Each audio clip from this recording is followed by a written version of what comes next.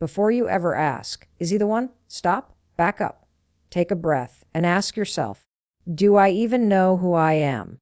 We live in a world that teaches women to prepare for the wedding before they prepare for their own becoming. You're told to pray for the man, manifest the man, dress for the man, attract the man. But when was the last time someone told you to build the woman? How can you discern his character if you haven't discovered your identity? See, this is not about being selfish. This is about being solid, because a woman who doesn't know who she is will look at a man and call him home, just because he offers her attention, affection, or approval. But attention is not affirmation. Affection is not identity. And approval is not validation. A man cannot complete you if you're showing up to him incomplete. Identity is not a personality test. It's not your Enneagram number. It's not your zodiac sign. And it's not your trauma story. Your identity is who you are apart from what has happened to you, apart from what your ex did, apart from what your father didn't say, apart from the titles you carry, the degrees you earned, or the beauty you post. When you know who you are, you stop asking people to tell you. There is nothing more dangerous than a woman who hands a man a blank script and says, "Write who I am." You give him the pen, he writes a role, and now you're acting instead of living. But when you've spent time daily, 30 minutes in silence, in reflection, in spiritual grounding, when you've faced your shadows and owned your light, when you've cried the tears that had no audience, you begin to build a foundation no one else can lay. Because here's the truth, you cannot see someone clearly when you're looking through the lens of insecurity. You'll romanticize red flags. You'll confuse chemistry with confirmation. You'll hear, "I love you," and mistake it for, "I see you." But does he see if you don't even know who that is? This is why 30 minutes a day is not optional. It's essential. Not for him, for you. You sit in that chair, you close that door, you light that candle, and you let yourself rise from the inside. You remind yourself that your worth is not based on being chosen. Your worth is revealed in how you choose yourself, again, daily, without apology. Because when a woman knows who she is, she doesn't fall for a man. She evaluates him. She doesn't chase validation. She checks alignment. She doesn't beg for attention. She attracts respect. She doesn't settle. She selects. Identity gives you clarity, and clarity is power. Without identity, you'll ask questions like, why hasn't he called? Do I need to be more quiet? Should I post more? Should I shrink so I don't intimidate him? You'll find yourself editing your essence to keep his interest, rehearsing who you think he wants instead of revealing who you really are. But when you know who you are, your questions change. Does he lead with purpose? Does his presence bring peace or pressure? Is his vision big enough to include the woman I'm becoming? Does his character match the prayers I've been praying? And suddenly, you're not waiting to be chosen. You're deciding if he's worthy of access, because you've already chosen yourself. So before you ask who he is, take the time to unearth who you are. Not the woman who performs, not the woman who's always needed, not the woman who's always pleasing, fixing, helping, saving. Not the version of you who only exists in a relationship, but the woman who rises in silence, the woman who prays with boldness, the woman who walks in rooms like she belongs, not because of who's watching, but because she's aware of the royalty within her. It looks like you've repeated the title of Keynote 1, Know Who You Are, before asking who he is for Keynote 2 by mistake. If you meant a different title for Keynote 2, like Build Inner Wealth Daily, from the earlier list, let me know. Wealth isn't always visible. It doesn't always come with a label, a luxury, or a last name. Real wealth starts with what's inside of you, not what's around you.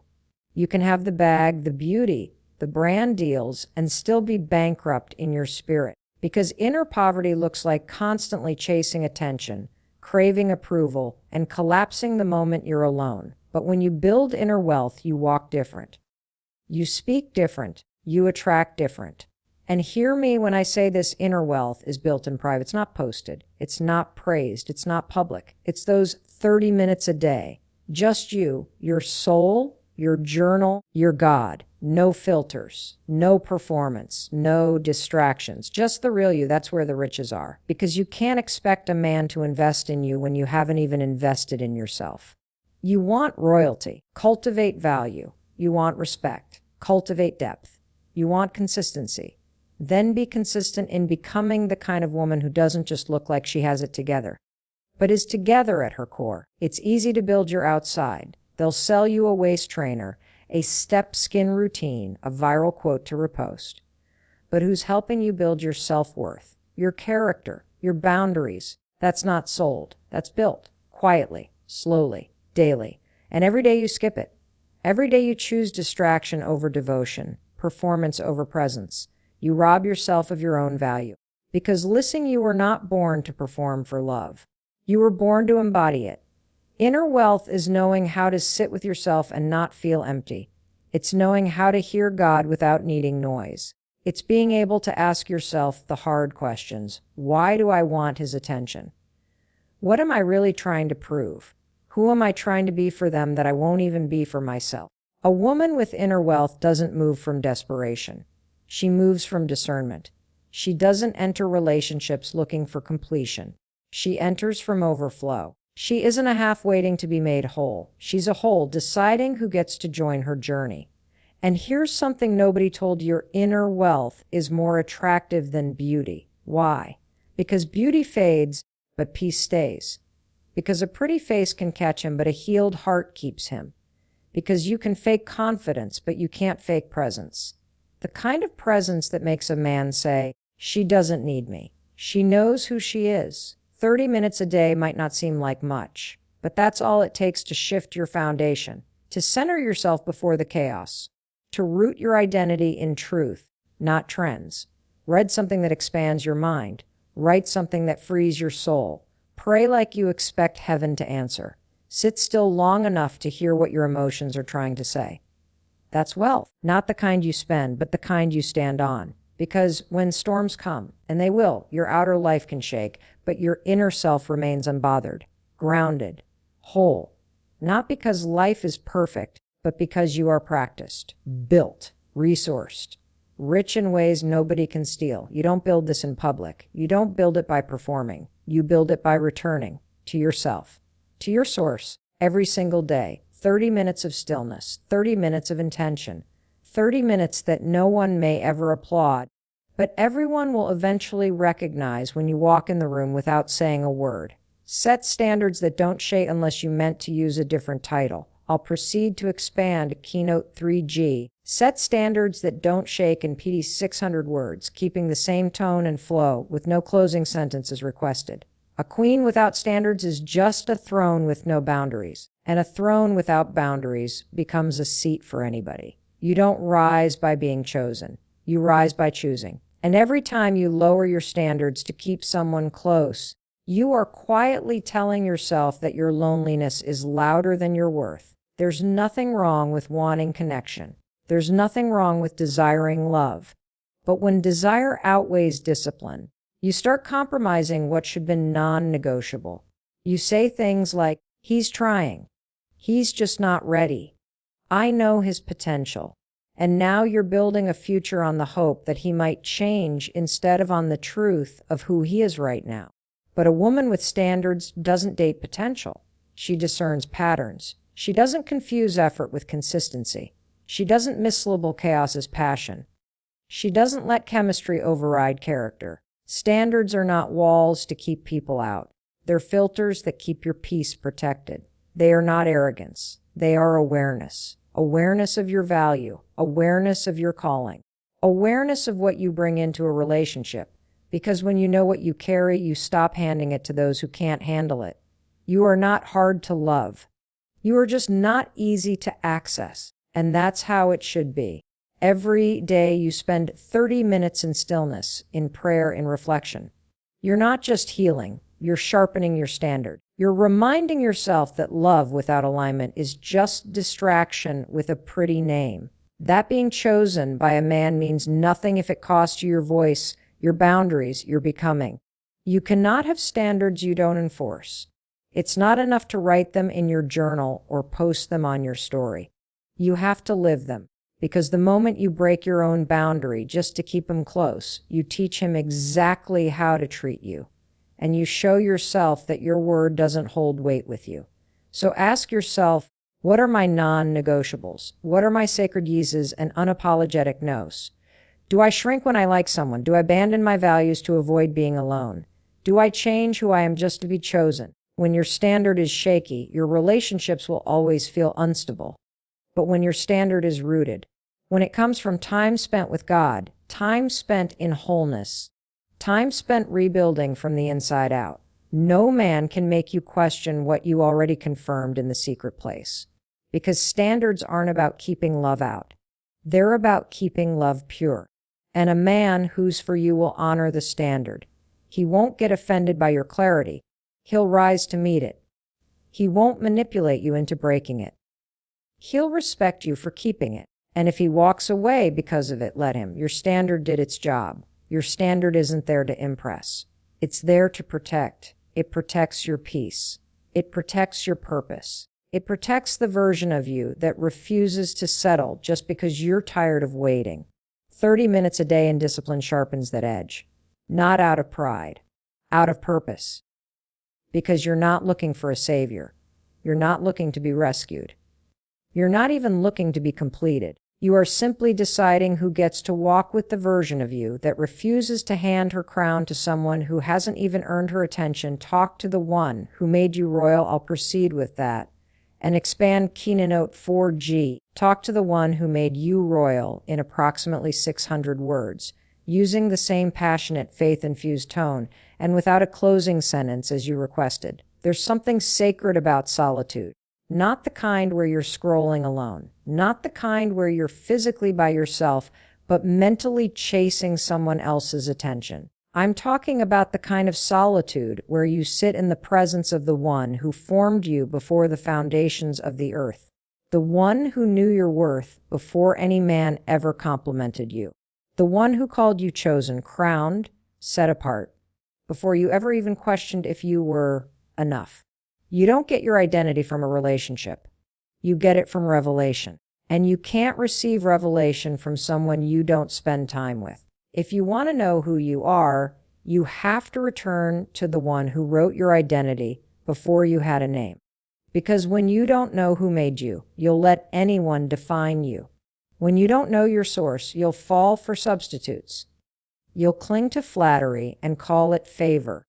You'll hear, "You're beautiful," and think it means you're valuable. But what you need more than a good morning text is a quiet moment in the morning where you remember who's really speaking to you. You were royalty before a ring.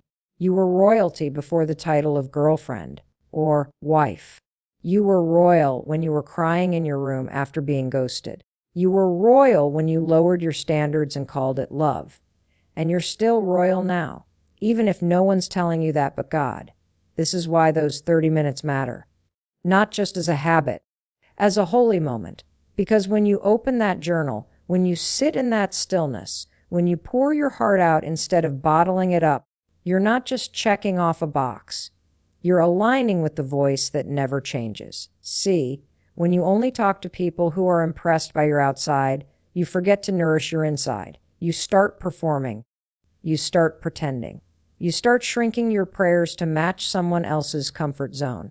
But when you talk to God, the one who sees the layers you hide, the fears you suppress, the desires you think are too much, you realize that nothing about you is too broken, too loud, or too complicated for Him. You don't have to shrink to pray. You don't have to be perfect to be present with Him. You just have to show up. And when you do that every single day, something begins to shift. You stop needing closure from people. You stop rehearsing conversations in your head. You stop asking for signs from someone who already showed you their inconsistency. You stop asking, "What's wrong with me?" and start asking, "God, what are you trying to grow in me through this?" Because when you've heard His voice, you're no longer desperate for anyone else's. You stop accepting counterfeit intimacy. You stop explaining your standards to people who were never meant to understand them. You stop overgiving just to feel seen. Because you're already seen. You're already known. You're already loved in a way that doesn't shift with mood's distance. or attention spans. This is the power of talking to the one who made you royal. He doesn't just tell you who you are. He reminds you of what you don't need. And when you've been reminded enough times, you start walking differently, not arrogantly, but anchored, not louder, just more sure. You start recognizing peace as your normal, not chaos. You start seeing attention as a distraction unless it comes with intention. You start expecting consistency, not begging for effort. You start hearing the still, small voice more clearly than the one that used to text you late at night and confuse your body for your identity walk in your worth. Daily, but you've again used the title. Know who you are before asking who he is, which we already expanded in Keynote 1. To stay aligned with your keynote flow, I'll now expand it. It's one thing to know your worth. It's another thing to walk in it. Every woman can quote affirmations. Every woman can post about self-love. But when the moment hits, when the text comes through, when the offer sounds good but feels off, when the apology comes without changed behavior, that's when your walk tells the truth. Not your words, not your selfies, your walk. And walking in your worth isn't loud. It's not about announcing how strong you are. It's not in the shade you throw or the boundaries you post on Instagram. It's in the decisions you make when no one's clapping. It's in how you carry yourself when the room goes silent. It's in how quickly you leave a table when your piece is no longer being served. A woman who walks in her worth doesn't chase validation. She doesn't beg for presence. She doesn't entertain confusion and call it chemistry. She doesn't question her standard every time someone shows up inconsistent but charming. That kind of walk is built quietly. And it's built daily because worth is a practice, not just a belief. You can believe something and still not act on it. You can say, I'm done, 100 times and still answer the call when loneliness gets loud. That's not because you're weak. That's because your worth hasn't yet moved from your mouth to your movement. Every single day you have to remind yourself, I don't move from fear. I move from fullness. And fullness doesn't come from compliments. It comes from clarity. It comes from choosing to be honest about what you want, even when it costs you temporary company.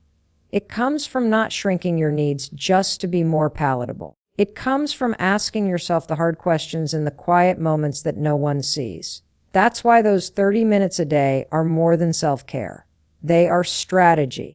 Because when you don't take time to fill yourself up, you will always find yourself pouring into people who never bring you peace. You'll give time to distractions. You'll settle for, he's trying, when you prayed for, he's leading. You'll wear yourself out trying to earn from men what God already gave you for free. Your worth is not a negotiation. It's not a coupon. It's not seasonal. You don't have to. Wait until you lose weight, heal enough, or get over him to start walking in it. You walk now.